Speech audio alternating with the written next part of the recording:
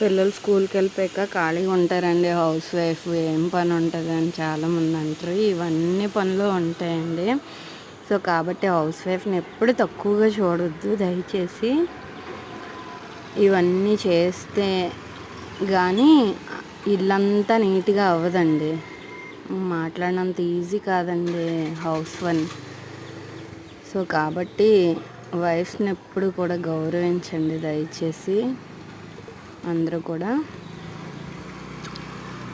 అమ్మ ఏముంటుంది, తినేసి పడుకోవడమే కదా మేము వెళ్ళిపోయాక అని పిల్లలు కూడా అంటారండి. కానీ అలా కాదండి, చాలా వర్క్ ఉంటుంది.